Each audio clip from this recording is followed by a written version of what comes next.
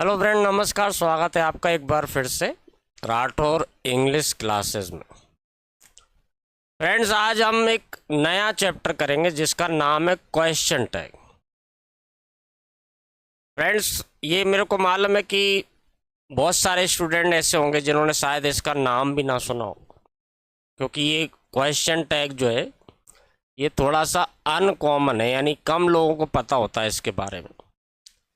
लेकिन ये बहुत बोलचाल में, लिखने पढ़ने में ये बहुत कॉमन है। यानी आपने इसका चैप्टर का नाम भले ही नहीं सुना हो, लेकिन इसको जो लिखने का तरीका है ये जरूर कहीं ना कहीं देखा होगा। ज़्यादातर एग्ज़ाम में क्वेश्चन टैग का एक या दो क्वेश्चन अक्सर आते हैं आजकल, तो इसलिए हमको ये जानना बहुत ज़रूरी है। आइए शुरुआत करते हैं इस नए चैप्टर की जिसका नाम है क्वेश्चन टैग। सबसे पहले तो ये देखते हैं फ्रेंड कि क्वेश्चन टैग का मतलब क्या है, क्या होता है क्वेश्चन टैग। फ्रेंड, जब कोई बात कही जाती है, जैसे मैं बोलूं कि वह मैच देख रहा है ना, ये एक बात कही गई है, वह मैच देख रहा है। अब मैंने जो बात कही है, इस बात से आप सहमत हैं या नहीं है, ये मुझे जानना है।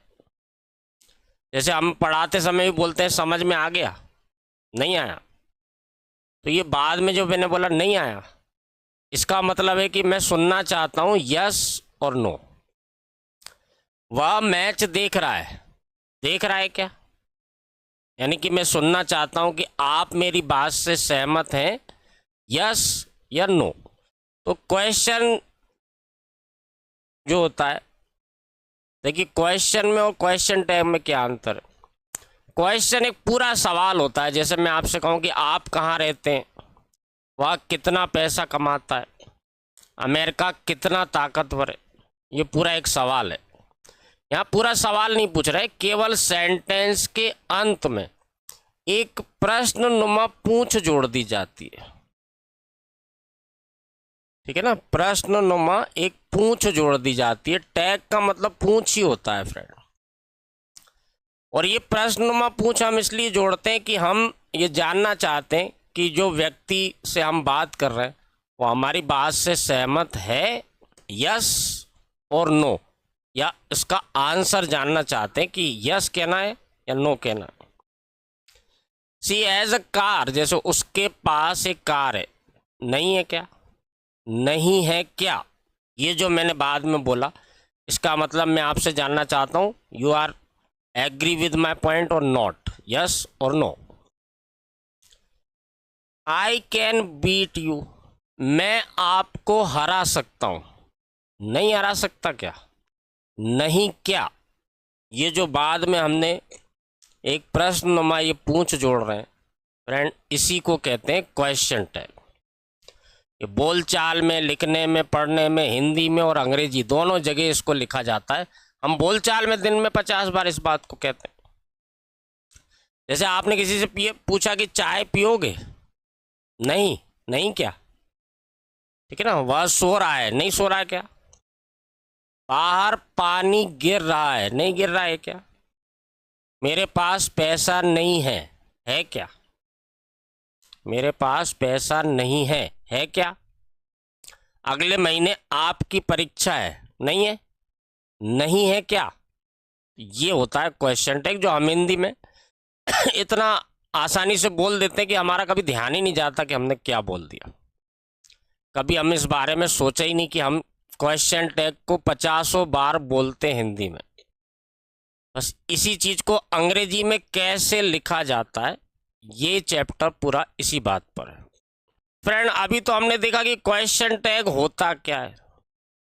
एक सेंटेंस के अंत में एक प्रश्न नुमा पूंछ जोड़ दी जाती है, इसे कहते हैं क्वेश्चन टैग। अब हम देखते हैं कि इसको बनाया कैसे जाता है और क्या क्या इसके नियम होते हैं, किस तरह से लिखा जाता है। तो सबसे पहला और इम्पोर्टेंट नियम तो फ्रेंड ये है कि यदि सेंटेंस अफर्मेटिव हो ना, अफर्मेटिव यानी सकारात्मक, यदि सेंटेंस सकारात्मक यानी अफर्मेटिव है तो क्वेश्चन टैग नेगेटिव लिखा जाता है। और अगर सेंटेंस नेगेटिव है तो क्वेश्चन टैग अफर्मेटिव लिखा जाता है। ये ध्यान रखिए कि हमेशा उल्टा होना चाहिए। सेंटेंस अफर्मेटिव है तो क्वेश्चन टैग नेगेटिव होगा, सेंटेंस नेगेटिव है तो क्वेश्चन टैग अफर्मेटिव होगा। ये सबसे पहला नियम है। जैसे उदाहरण देखिए, ही लिव्स इन लंदन, वह लंदन में रहता है, अफर्मेटिव सेंटेंस। इसका मतलब है कि क्वेश्चन टैग जो है इसमें निगेटिव आना चाहिए, यानी नॉट लगा होना चाहिए। He lives in London, question tag हो जाएगा डजंट ही, वह लंदन में रहता है, नहीं रहता क्या, डजंट ही। देखिए सेंटेंस अफर्मेटिव है तो क्वेश्चन टैग निगेटिव होगा। She did not earn money, वह पैसा नहीं कमाती थी, देखिए नेगेटिव सेंटेंस है तो क्वेश्चन टैग अफर्मेटिव लिखा जाएगा। क्वेश्चन टैग होगा did she, she did not earn money, वह पैसा नहीं कमाती थी। डिड सी, कमाती थी क्या, कमाती थी क्या, ये क्वेश्चन टैग होगा। अब देखते हैं फ्रेंड कि सेंटेंस में क्वेश्चन टैग को लिखा कैसे जाता है, इसका स्ट्रक्चर क्या होता है। तो जैसे हम मान लें कि ये एक सेंटेंस है, यहां से लेकर के यहां तक, ये कोई सेंटेंस है यहां से लेकर के यहां तक। सेंटेंस का मतलब होता है कि एक सब्जेक्ट आएगा, एक वर्ब आएगी और एक ऑब्जेक्ट आएगा, ये सेंटेंस होगा। तो कोई भी सेंटेंस है और उसका हमें अब क्वेश्चन टैग लिखना है, तो फ्रेंड क्या करते हैं, जहां सेंटेंस खत्म होता है यहां पे हम कॉमा लगाते हैं सबसे पहले, ठीक है ना। जहां पे सेंटेंस खत्म होगा यहां कॉमा लगाएंगे। इसके बाद ये जो सेंटेंस में जो टेंस यूज हो रहा है, इस सेंटेंस का टेंस, इसके अकॉर्डिंग हेल्पिंग वर्ब आएगी पहले और सब्जेक्ट आएगा बाद में, ठीक है ना। क्वेश्चन टैग बस इतना ही सा होता है, हेल्पिंग वर्ब और सब्जेक्ट, और इसके लास्ट में क्वेश्चन मार्क हमेशा आएगा क्योंकि नाम ही है क्वेश्चन, क्वेश्चन टैग, तो क्वेश्चन मार्क जरूर आएगा। बस इतना ध्यान रखना है कि अगर सेंटेंस अफर्मेटिव है तो क्वेश्चन टैग नेगेटिव बनेगा, अगर सेंटेंस नेगेटिव है तो क्वेश्चन टैग अफर्मेटिव बनेगा। जैसे कि he is playing cricket, affirmative है तो क्वेश्चन टैग नेगेटिव बनेगा इजंट ही। अब फ्रेंड क्या होता है कि जब नेगेटिव सेंटेंस बनाया जाता है, ठीक है ना, जैसे मैंने अभी आपको बताया कि ही इज प्लेइंग क्रिकेट, है ना, ही इज प्लेइंग क्रिकेट, ये सेंटेंस।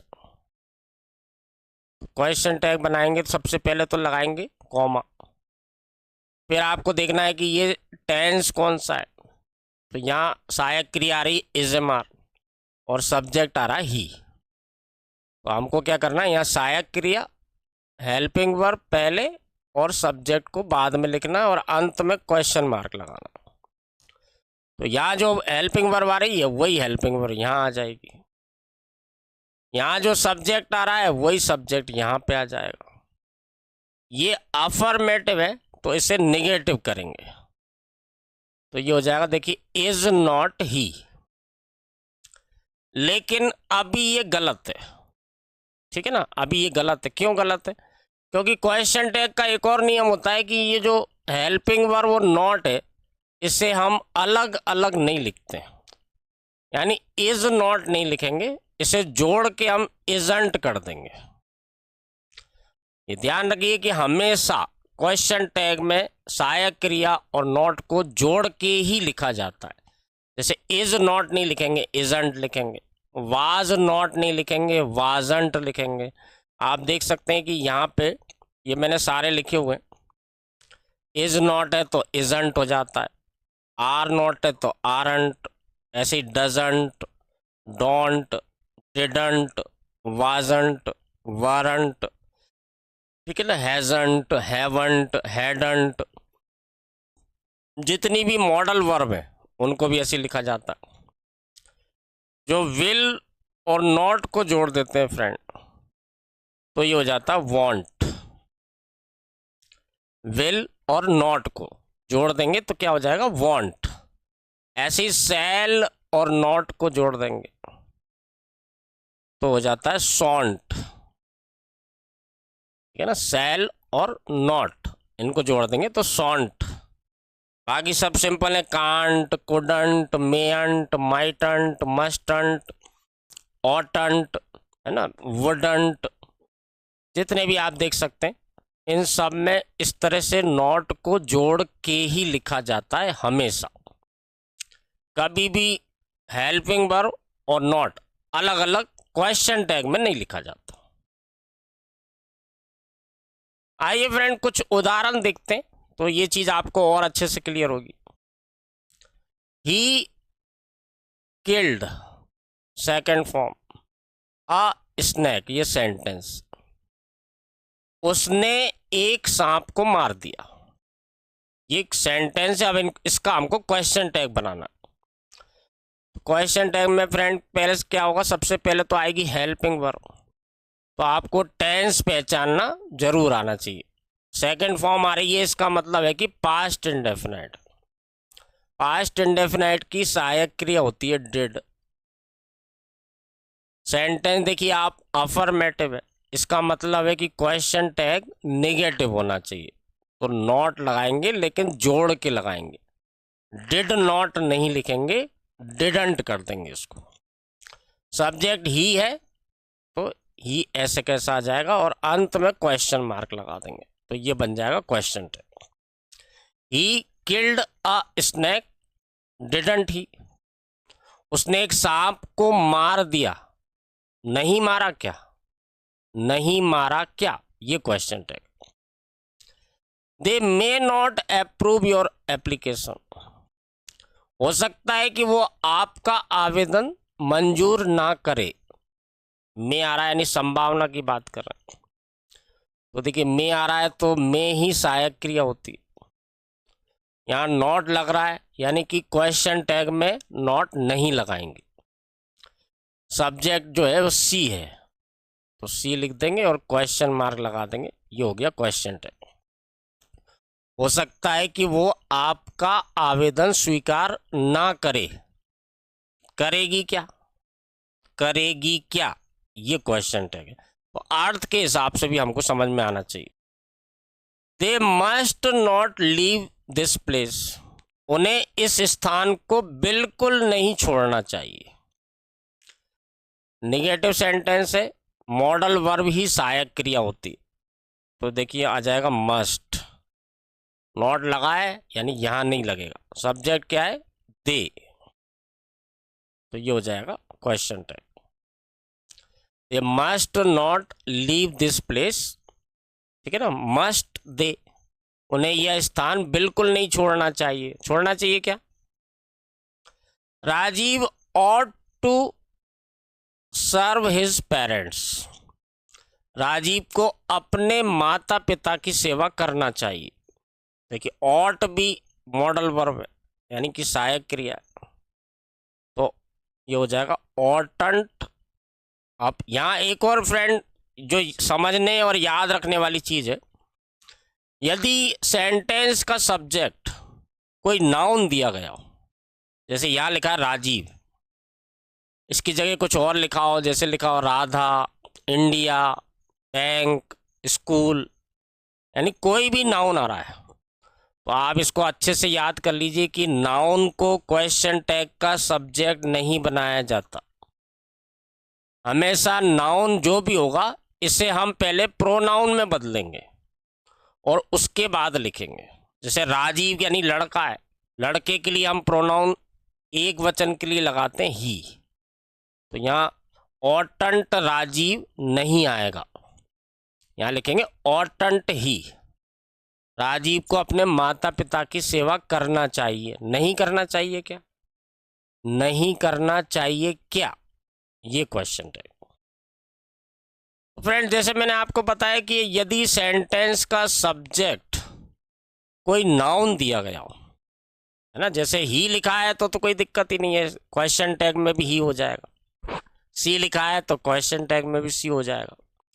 लेकिन अगर नाम लिखा गया है, जैसे लिखा है महेश, सुरेश, दिनेश, राधा, राधिका, रानी, है ना, कोई भी नाम लिखा है, अमेरिका लिखा है, स्कूल लिखा है, जापान लिखा है, कोई भी नाउन लिखा है, तो क्वेश्चन टैग का सब्जेक्ट नाउन नहीं लिखा जाता है, इसकी जगह प्रोनाउन लिखा जाता है। इसके लिए मैंने एक टेबल बनाई है, देखिए फ्रेंड, यदि किसी भी पुरुष का नाम है ना, कोई भी पुरुष है उदाहरण के लिए अपन ने ले लिया, जैसे लिखा है सेंटेंस में लिखा है राम, तो क्वेश्चन टैग में हम राम नहीं लिखेंगे, इसे प्रोनाउन बनाएंगे। एक व्यक्ति है और पुरुष है तो ही लिखा जाता। किसी भी एक महिला का नाम लिखा गया है, जैसे लिखा है नेहा, राधा, अनामिका, तो क्वेश्चन टैग का सब्जेक्ट जो होगा वो होगा सी। किसी एक जानवर का नाम लिखा है, जैसे डॉग, लॉयन, है ना, तो फिर क्वेश्चन टैग का सब्जेक्ट होगा इट। किसी एक निर्जीव वस्तु का नाम लिखा गया है, नॉन लिविंग थिंग, जैसे कुछ भी हो सकता है, कार, ठीक है ना, हाउस, स्कूल, कॉलेज, कंट्री, कुछ भी हो सकता है, तो निर्जीव वस्तु है और एक वचन है, तो इसके लिए भी क्वेश्चन टैग में इट लिखा जाएगा सब्जेक्ट। अब आ जाए बहुवचन, तो फ्रेंड चाहे बहुवचन में ह्यूमन बीइंग हो, चाहे वो जानवर हो, और चाहे वो निर्जीव वस्तु हो, एक से ज़्यादा ह्यूमन बीइंग हो, जानवर हो या निर्जीव वस्तु हो, एक से ज़्यादा कुछ भी है तो फिर दे ही बनेगा क्वेश्चन टैग का सब्जेक्ट। ही, सी और इट, इन तीनों का बहुवचन एक ही होता है, दे। इसको बहुत अच्छे से ध्यान से समझ लीजिए, प्रोनाउन के चैप्टर में मैं ये सारी चीज़ें बहुत डिटेल में करा चुका हूँ फ्रेंड्स। यदि आपने प्रोनाउन नहीं पढ़ा है तो आपको मैं रिक्वेस्ट करूँगा कि प्रोनाउन का चैप्टर एक बार कम से कम ध्यान से अच्छे से पढ़ लीजिए, क्योंकि ये चीज़ें तो बेसिक हैं, आधार हैं, ये तो हमारे लिए हमेशा ही क्लियर होना चाहिए, इसमें कभी भी कोई डाउट नहीं होना चाहिए। आइए फ्रेंड, जो नियम हमने देखे उनको उदाहरणों से और अच्छे से क्लियर करते हैं, ताकि वो चीज़ें आपके दिमाग में पूरी तरह से क्लियर हो जाए। पहला सेंटेंस देखिए, Harry fond his friend yesterday. Harry ने कल अपने दोस्त को फ़ोन किया। यहाँ पे आप देखें तो सब्जेक्ट जो है वो हैरी यानी किसी पुरुष का नाम है। दूसरी चीज़ आप देखें तो वर्ब की सेकंड फॉर्म आ रही है, यानी कि ये सेंटेंस जो है ये पास्ट इंडेफिनाइट सेंटेंस है, पास्ट इंडेफिनाइट टेंस। अब हमको यहाँ पे केवल दो ही चीज़ चाहिए होती हैं, एक हेल्पिंग वर्ब चाहिए और एक सब्जेक्ट चाहिए। तो पास्ट इंडेफिनाइट है, अगर आपने इतना पहचान लिया तो आपको ये समझ में आ जाएगा कि यहाँ पे हेल्पिंग वर्ब आएगी डिड, पास्ट इंडेफिनाइट की सहायक क्रिया होती है डिड। ये सेंटेंस अफर्मेटिव है तो क्वेश्चन टैग निगेटिव लिखा जाएगा, यानी डिड नहीं लिखेंगे, इसकी जगह लिखेंगे डिडंट। सब्जेक्ट फ्रेंड यहाँ पे हैरी है, लेकिन क्वेश्चन टैग में हैरी को नहीं लिखा जाएगा क्योंकि ये नाउन है, इसको हम प्रोनाउन में कन्वर्ट करेंगे। तो हैरी एक आदमी का नाम है तो प्रोनाउन हो जाएगा ही, और इसके बाद हम लास्ट में लगा देंगे क्वेश्चन मार्क। तो इस तरह से इसका बनेगा, Harry fond his friend yesterday, didn't he. कल हैरी ने अपने मित्र को फोन किया था, नहीं किया क्या, नहीं किया क्या, ये क्वेश्चन है। Susan has travelled Japan, Susan ने जापान की यात्रा कर ली है। हैज के बाद थर्ड फॉर्म है, यानी कि प्रेजेंट परफेक्ट टेंस। सहायक क्रिया क्लियर दिख रही है फ्रेंड कि हैज आ रहा है, तो इसे कर देंगे हैजंट।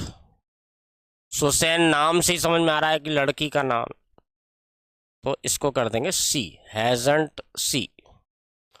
सुसैन ने जापान की यात्रा कर ली है, नहीं कर ली क्या, नहीं करी है क्या, ये क्वेश्चन है। नेक्स्ट देखते हैं friend, Alia and her sisters were playing basketball. Alia और उसकी सहेलियां या मित्र बास्केटबॉल खेल रहे थे। तो दो चीजें देखना है फ्रेंड, एक तो हमको टेंस देखना है, तो यहाँ टेंस पास्ट कंटिन्यूअस टेंस है जिसकी हेल्पिंग वर्ब है वाज वर। दूसरा सब्जेक्ट देखना है, एंड से जोड़ रहे, तो एक तो आलिया है और दूसरा उसकी बहन है, तो ये एक और एक भी होता तो भी दो हो जाते। सिस्टर्स बहुवचन है, नहीं भी होता तो भी एक आलिया और एक उसकी बहन तो भी दो होते, यानी कि बहुवचन होगा हमेशा। एंड लगा यानी बहुवचन ही होगा। तो बहुवचन चाहे वो कोई भी हो, चाहे इंसान हो, चाहे जानवर हो, चाहे निर्जीव वस्तु हो, उसको हमेशा दे मान के चलते हैं। तो देखिए यहाँ पे ये हो जाएगा सहायक क्रिया वर, नॉट लग जाएगा तो हो जाएगा वरंट और सब्जेक्ट हो जाएगा दे, तो ये हो जाएगा weren't they. The school doesn't increase fee every year. School हर साल फीस नहीं बढ़ाता है। तो डू डज से ही समझ में आ रहा है कि प्रेजेंट इंडेफिनिट, और सब्जेक्ट क्या है, स्कूल, निर्जीव वस्तु है। तो निर्जीव वस्तु फ्रेंड जो है सिंगुलर है, एक है, तो इट मान के चलेंगे अपन इसको। इट है, इसके हिसाब से सहायक क्रिया जाएगी डज। ये नेगेटिव है तो क्वेश्चन टैग अफर्मेटिव बनेगा, है ना। डजंट लिखा है यहाँ पे, यानी यहाँ पे आएगा does it. The school doesn't increase fee every year. Does it, school हर साल फीस नहीं बढ़ाता है, बढ़ाता है क्या, बढ़ाता है क्या, ये question tag. The cow gives us milk. गाय हमको दूध देती है। प्रेजेंट इंडेफिनाइट है ना, फर्स्ट फॉर्म है, present indefinite tense. Present indefinite की सहायक क्रिया होती है डू या डज। काउ एक वचन है तो इट मान के चलेंगे। इट के हिसाब से सहायक क्रिया हो जाएगी डज, निगेटिव कर देंगे तो हो जाएगा doesn't. The cow gives us milk, doesn't it. गाय हमें दूध देती है, नहीं देती क्या, नहीं देती क्या, ये क्वेश्चन है। The dog barks at us. Bark यानी होता भौंकना, कुत्ता हमारे ऊपर भौंकता है, ये भी प्रेजेंट इंडेफिनाइट है फ्रेंड। तो ये हो जाएगा डजंट, और डॉग एक वचन है तो it, doesn't it. The dog barks at us, doesn't it. कुत्ता हमारे ऊपर भौंकता है, नहीं भौंकता क्या, नहीं भौंकता क्या। Crocodiles are fierce animal. देखिए क्रोकोडाइल्स बहुवचन कर रहे हैं फ्रेंड, इसको बहुत अच्छे से याद कर लीजिए। बहुवचन कुछ भी हो तो दे मान के ही चला जाता है। बहुवचन का प्रोनाउन हमेशा दे ही होता है, चाहे वो कुछ भी हो। आर आ रहा है, यहाँ भी आर आ जाएगा, निगेटिव कर देंगे आरंट हो जाएगा। Crocodiles are fierce animals, aren't they. क्रोकोडाइल्स खूंखार जानवर होते हैं, नहीं होते क्या, नहीं होते क्या, ये क्वेश्चन है। हमेशा अर्थ निकालना जरूर आना चाहिए फ्रेंड, नहीं तो पढ़ना बेकार है। आप हमेशा ध्यान रखिए, आप जब भी कोई चीज़ पढ़ रहे हैं, चाहे एरर पढ़ें, पैसेज पढ़ें, कुछ भी पढ़ें, आपके दिमाग में उसका हिंदी में अर्थ तुरंत हो जाना चाहिए। इतनी प्रैक्टिस करना है आपको, सोचना नहीं पड़ना चाहिए कि इसका अर्थ कैसे निकलेगा। इतना प्रैक्टिस करना है आपको, पढ़ते ही साथ आपके दिमाग में क्लियर हो जाए कि ये इसका हिंदी में अर्थ है। Farmers had protested against the government. किसान सरकार के खिलाफ धरना प्रदर्शन कर चुके थे। तो देखिए सहायक क्रिया तो मिल गई यहाँ पे हैड, और ये बहुवचन है तो ये हो जाएगा, देखिए हैडंट, और फार्मर्स बहुवचन है तो दे, हैडंट दे। किसान सरकार के खिलाफ धरना प्रदर्शन कर चुके थे। नहीं कर चुके थे क्या? नहीं क्या, है ना, ये क्वेश्चन है। तो फ्रेंड अभी हमने देखा कि नाउन जो अगर आ रहा है सेंटेंस में, तो फिर क्वेश्चन टैग बनाते समय उन्हें प्रोनाउन में बदल देते हैं। लेकिन कैसे बदलते हैं ये हमने अभी देखा। कुछ और चीज़ें जो हम बाद में देखेंगे। अब हमको नेक्स्ट देखना है फ्रेंड्स कि कुछ ऐसे शब्द होते हैं जिनके आने से उस सेंटेंस को नेगेटिव मान लिया जाता है। देखिए आमतौर पे नॉट तो हम जानते ही हैं कि जैसे ही is not playing cricket, not आ गया यानी नेगेटिव हो गया। लेकिन नॉट के अलावा और भी बहुत सारे शब्द होते हैं जिनसे सेंटेंस को नेगेटिव माना जाता है। कुछ आपको पता होंगे, कुछ नहीं पता होंगे, लेकिन हमको सारी चीज़ें पता होना चाहिए। तो ध्यान से देखिए, हार्डली, स्केर्सली, रेयरली और सेल्डम, ये चारों का अर्थ लगभग एक से होता है फ्रेंड। मुश्किल से ही, शायद ही कभी, मुश्किल से ही, शायद ही कभी। जैसे मैं कहूँ कि मैं शायद ही कभी कॉफ़ी पीता हूँ, इसका मतलब है कि एक्चुअल में पीता ही नहीं हूँ, यानी निगेटिव मान के चलेंगे। वह शायद ही कभी विदेश गया हो, शायद ही कभी गया हो इसका मतलब नहीं गया।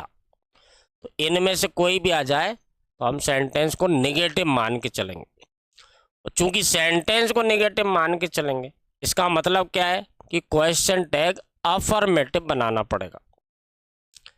इसी तरह से फ्रेंड एडजेक्टिव में मैंने आपको लिटिल और फ्यू पढ़ाया था, ठीक है ना। अकेला लिटिल जब लिखते हैं तो उसे हम नथिंग यानी नेगेटिव मान के चलते हैं। सेम ऐसे ही फ्यू के साथ है, अगर अकेला फ्यू लिखा जाता है इसका मतलब भी होता है नथिंग यानी कुछ भी नहीं है। जैसे अपन कहें कि ही हैज़ फ्यू फ्रेंड्स, उसके कुछ ही दोस्त हैं। अकेला फ्यू लिख रहे हैं, इसका मतलब एक्चुअल में कोई है ही नहीं, कोई दोस्त ही नहीं है उसका। तो अकेला लिटिल आ रहा है या अकेला फ्यू आ रहा है तो भी सेंटेंस को नेगेटिव माना जाता है। और सेंटेंस को अगर नेगेटिव मान रहे हैं तो सीधी सी बात है कि क्वेश्चन टैग अफर्मेटिव बनना चाहिए। जैसे मैंने बताया नो के अलावा और भी कई शब्द होते हैं, जैसे नन, नो वन, नोबडी, है ना, नथिंग, ठीक है ना, नो, नॉट, नेवर, नाइदर। इनमें से कोई भी आ रहा है तो सेंटेंस नेगेटिव मान के चलेंगे। नो वन आ रहा है, नोबडी आ रहा है, नन आ रहा है, नथिंग आ रहा है, नाइदर आ रहा है, ठीक है ना, नेवर आ रहा है, तो सेंटेंस को नेगेटिव मानना है। और नेगेटिव मानेंगे यानी क्वेश्चन टैग अफर्मेटिव बनना चाहिए। आइए फ्रेंड उदाहरण देखते हैं। ही हार्डली अर्न्स एनीथिंग, इसका मतलब है कि वह शायद ही कुछ कमाता है, वह शायद ही कुछ कमाता है। हार्डली आ रहा है, इसका मतलब कुछ नहीं कमाता, है ना, नेगेटिव मान के चलेंगे। प्रेजेंट इंडेफिनाइट सेंटेंस है। प्रेजेंट इंडेफिनाइट की सहायक क्रिया होती है डू या डज। यहाँ पे एक वचन सब्जेक्ट है ही, तो ही के हिसाब से डज लगेगा। और ये देखिए नेगेटिव है तो क्वेश्चन टैग अफर्मेटिव बनेगा, डजंट नहीं करेंगे, डज ही लिखेंगे। सी नेवर रिलाइज ऑन यू, वह आप पर कभी भरोसा नहीं करती है। यहां भी देखिए वही हो जाएगा, डज और सी, डज सी, वह आप पर कभी भरोसा नहीं करती है। करती है क्या? He has nothing to lose, उसके पास खोने के लिए कुछ नहीं है। ये हो जाएगा देखिए हैज ही, सेंटेंस तो नेगेटिव है क्योंकि नथिंग लिखा है, तो अफर्मेटिव बनाएंगे हैज ही।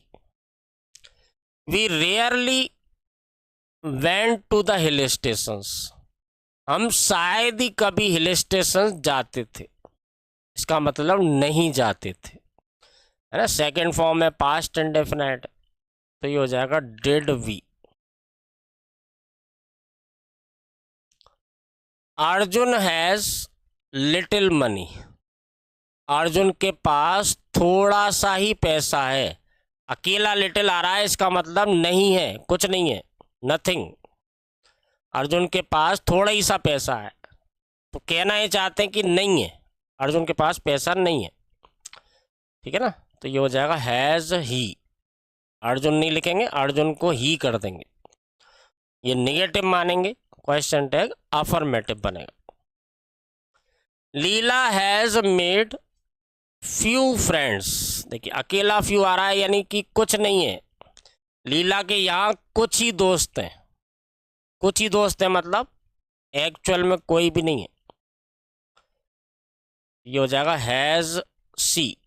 लीला नहीं लिखेंगे, लीला को हम सी करेंगे, नाउन नहीं लिखेंगे, नाउन की जगह प्रोनाउन लिखेंगे हमेशा।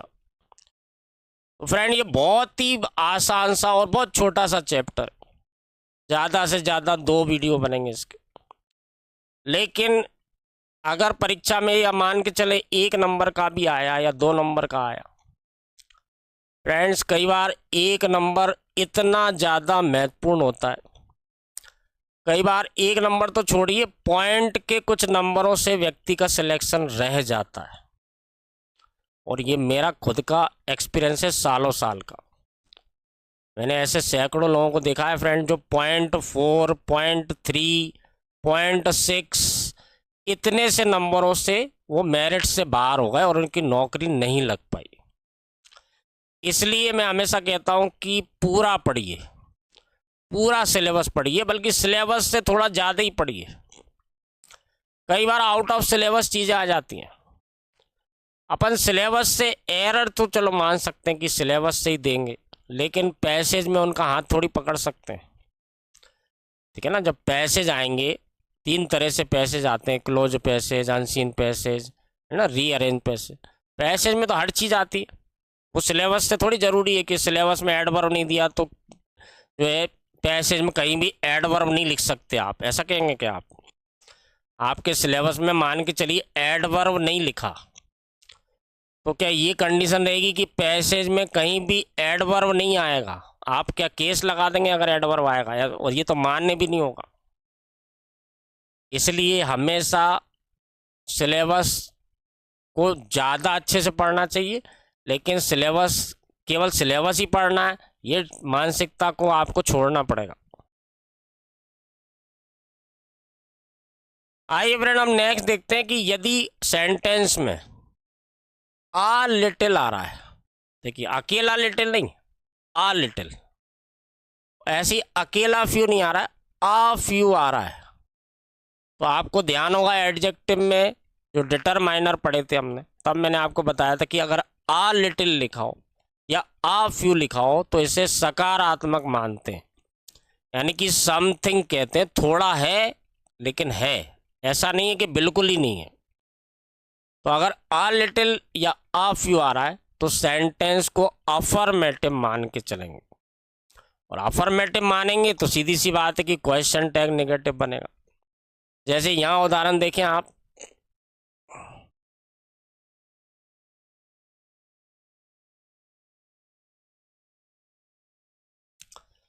जैसे कि उदाहरण देखें friend, Lata had a little milk, Lata के पास थोड़ा सा दूध था, तो अफर्मेटिव है, तो इसका क्वेश्चन टैग बन जाएगा हैडंट सी, है ना, नेगेटिव बनाएंगे, हैडंट करेंगे, हैडंट सी। Gautam has a few relatives in Delhi, Gautam के दिल्ली में कुछ रिश्तेदार हैं, ये हो जाएगा देखिए हैजंट, और गौतम को कर देंगे ही, ये हो जाएगा हैजंट ही। ठीक है ना, आ लिटिल आ रहा है और आ फ्यू आ रहा है, तो सेंटेंस को अफर्मेटिव मानेंगे तो क्वेश्चन टैग नेगेटिव बनेगा। फ्रेंड्स कई बार जो सब्जेक्ट होता है, जैसे राम लिखा है तो मैंने अभी बताया आपको क्वेश्चन टैग में उसको ही कर देंगे, राधा लिखा है तो क्वेश्चन टैग में सी कर देंगे। लेकिन कुछ और भी सब्जेक्ट होते हैं जिनमें हम कंफ्यूज हो जाते हैं कि अब क्या करें। इसलिए ये टेबल को आप बहुत अच्छे से याद कर लीजिए। अगर मान के चलें कि सेंटेंस जो है उसका सब्जेक्ट है वन, जैसे लिखा रहता है कि one should serve his country, one should serve one's country, ठीक है ना। One must have a licence to drive the car. One को सब्जेक्ट बनाया जाता है फ्रेंड, इसका मतलब होता है एक व्यक्ति, लेकिन एक्चुअल में इसका मतलब होता है दुनिया का हर व्यक्ति। तो अगर सेंटेंस का सब्जेक्ट वन लिखा है तो क्वेश्चन टैग में उसे वन ही रहने देंगे, उसे चेंज नहीं करेंगे। क्वेश्चन टैग का सब्जेक्ट दिस दिया है या दैट दिया है, जैसे लिखा है this is a pen, that is my car, ठीक है ना। तो क्वेश्चन टैग में उसे इट में बदल देंगे।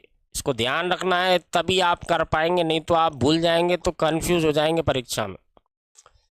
दिस आ रहा है या दैट आ रहा है तो इसको इट कर देते हैं। दीज या दोज तो इसे दे कर देते हैं। अगर सेंटेंस का सब्जेक्ट देयर लिखा है, जैसे कहानियों की शुरुआत होती है there was a king in a city, there was a lion in the jungle, ठीक है ना, there was two friends in a village, तो देयर सब्जेक्ट है, तो क्वेश्चन टैग में भी उसको देयर ही रहने देंगे, चेंज नहीं करेंगे। फ्रेंड्स वन लिखना अलग बात होती है और वन के साथ अपन गर्ल लिख दें तो बात अलग हो जाती है। देखिए लिखा है कि one should serve one's country. इसका मतलब है कि एक व्यक्ति को अपने देश की सेवा करना चाहिए। सब्जेक्ट क्या है वन, तो कहना क्या चाहते हैं, एक व्यक्ति को अपने देश की सेवा करना चाहिए। एक व्यक्ति को करना चाहिए, बाकी नहीं करेंगे। तो जैसे मैंने आपको बताया था फ्रेंड, एक व्यक्ति का मतलब है दुनिया का हर व्यक्ति, चाहे वह आदमी हो चाहे औरत हो। एवरी, दुनिया की, पूरी दुनिया की बात करें, एवरी वन, पूरी दुनिया का हर व्यक्ति, ये कहना चाहते हैं। लेकिन वन के साथ अगर आपने गर्ल जोड़ दिया तो फिर ये संख्या हो जाती है। जैसे ये क्या है, ये दिस इज वन पेन, तो संख्या बता रहे हैं। फिर one pen, one girl, one college, तो 1 2 3 वाला फिर तो वो गिनती गिन रहे हैं, ठीक है ना। तो इन चीज़ों को बहुत ध्यान से समझिए। अगर वन के साथ गर्ल जोड़ दिया तो फिर वन का कोई सेंस ही खत्म हो गया, फिर तो वो संख्या हो जाती है। तो फिर गर्ल है तो सी मानेंगे, वन बॉय लिखा है तो ही मानेंगे, वन डॉग लिखा है तो इट मानेंगे, फिर तो हम जो नाउन लिखी है उसके हिसाब से मानेंगे। लेकिन अगर देखिए दीज, ये दिस का बहुवचन होता है दीज, ऐसे दीज के साथ आपने पेन से जोड़ दिया, तो ये ध्यान रखिए अगर इनके साथ नाउन जोड़ देंगे तो नाउन जो होएगी ना उसके हिसाब से प्रोनाउन लगाया जाएगा। जैसे दीज पेन्स, अब पेन्स क्या है, निर्जीव वस्तु है लेकिन बहुवचन है तो दे कर देंगे। दोज बॉयज बहुवचन है, दे कर देंगे। दोज गर्ल्स, गर्ल्स बहुवचन है, दे कर देंगे। तो कॉमन सेंस का भी यूज़ करना है थोड़ा सा हमको। अगर आप कॉमन सेंस का यूज़ नहीं करेंगे तो आपके गलती करने के चांसेस हमेशा बढ़ जाते हैं परीक्षा में। अब आ जाते हैं फ्रेंड कि बहुत बार क्या होता है कि सब्जेक्ट जो होता है वो लिखा रहता है everyone, everybody, someone, somebody, no one, nobody, anyone, anybody, इस तरह से लिखा रहता है। इनमें से कोई भी लिखा है तो इसका अर्थ होता है कोई, ठीक है ना। जैसे अपन के एनीवन, तो हिंदी में क्या मतलब होगा, कोई, कोई व्यक्ति, इनमें से कोई भी लिख दें आप, सबका एक ही अर्थ है। जैसे अपन कहें कोई अपना बैग छोड़ गया, किसी का लड़का खो गया, किसी की चाबी गिर गई, कोई वहाँ पर खड़ा हुआ है, कोई का फ़ोन आया है, कोई गिर गया है, ये जो कोई हम कहते हैं इसके लिए इन सारे शब्दों का प्रयोग किया जाता है। तो इनमें से कोई भी आ रहा है फ्रेंड तो ध्यान रखिए कि क्वेश्चन टैग में सब्जेक्ट दे लिखा जाता है। ये थोड़ा सा अलग है क्योंकि जनरली हम इसको सिंगुलर मानते तो ही या सी लिखते हैं, लेकिन क्वेश्चन टैग अपवाद है फ्रेंड, यहाँ पे दे लिखा जाता है।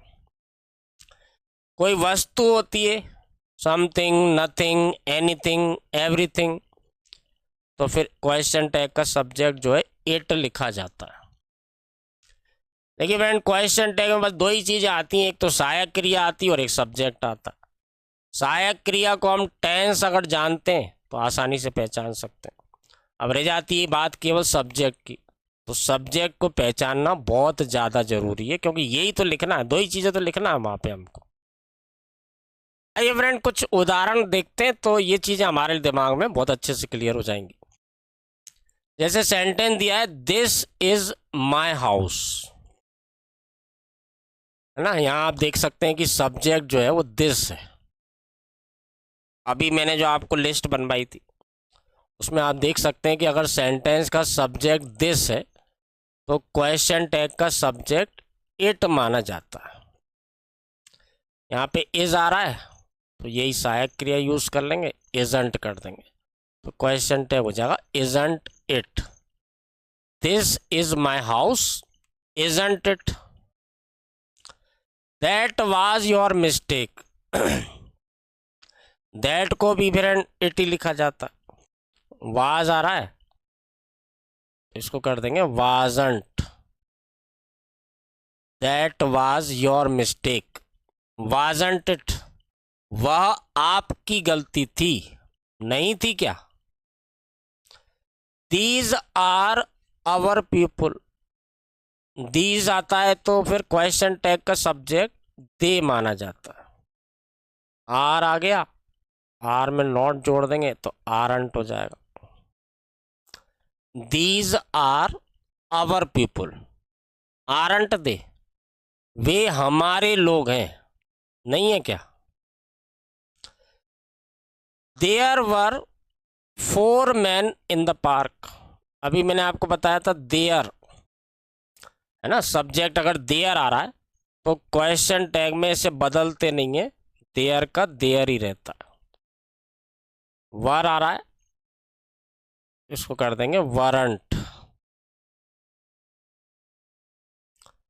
सब्जेक्ट आ रहा है वन और हेल्पिंग वर्ब है शुड, और नॉट भी लगा है तो क्वेश्चन टैग अफर्मेटिव बनेगा, शुड वन। ये सेंटेंस देखिए नेगेटिव है तो हो जाएगा शुड वन।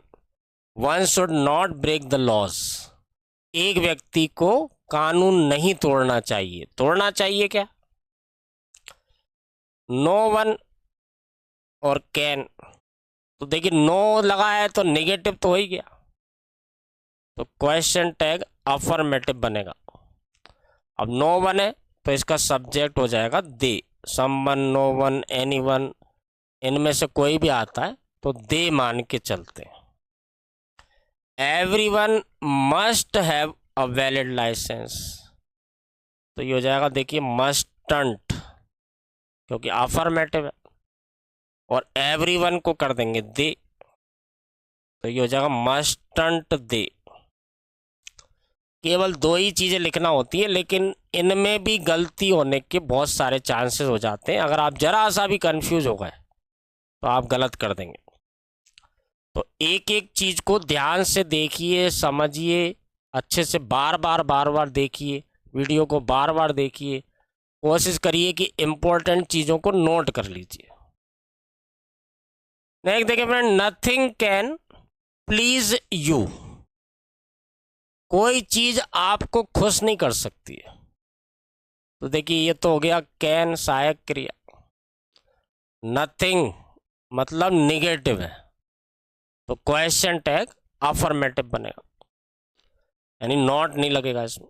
नथिंग आ रहा है तो सब्जेक्ट क्या हो जाएगा इट, तो ये हो जाएगा कैन इट। कोई चीज आपको खुश नहीं कर सकती है, कर सकती है क्या। One man died in the accident, second form है, और वन अकेला नहीं है, वन के साथ मैन है, तो फिर मैन को देखना है, फिर वन को नहीं देखना, फिर तो वो संख्या हो गई, एक आदमी मर गया। अगर दो होते तो ध्यान लिखा था 2 men, तो संख्या है। अब इसका वन वो वाला वन नहीं है, पास्ट इंडेफिनाइट है, यानी कि डिड आएगा। नेगेटिव करेंगे तो डिडंट हो जाएगा और मैन की जगह हो जाएगा ही। तो ये हो जाएगा didn't he. One man died in the accident. Accident में एक आदमी की मृत्यु हो गई, नहीं हुई क्या? Those trees had been cut, तो देखिए हो जाएगा हैडंट और बहुवचन है तो कर देंगे they, hadn't they. Those trees had been cut, उन पेड़ों को काट दिया गया था, नहीं काटा गया था क्या? फ्रेंड, जिन लोगों ने पहली बार इस चैप्टर को पढ़ा है उनको शुरुआत में बहुत सी चीज़ें अटपटी लगेंगी, क्योंकि जो पहली बार जब हम किसी भी चीज़ को पढ़ते हैं तो वो अटपटा सा लगता है, क्योंकि हर चीज़ नई होती है, पहली बार सुन रहे होते हैं। मैं आपको हमेशा ये रिक्वेस्ट करता हूँ कि बार बार देखिए वीडियो को, किताब से भी पढ़िए, एरर सॉल्व करिए, पुराने पेपर्स में से एरर को सॉल्व करिए और नोट जरूर करिए। हमेशा पढ़ते समय आपके हाथ में रजिस्टर जरूर होना चाहिए, ताकि हम जो भी पढ़ रहे हैं उसमें से इम्पोर्टेंट चीज़ों को जो हमको नहीं पता है उनको हम नोट कर लें। आज के वीडियो में फ्रेंड इतना ही करेंगे, नेक्स्ट वीडियो में फिर मिलते हैं। Thank you very much.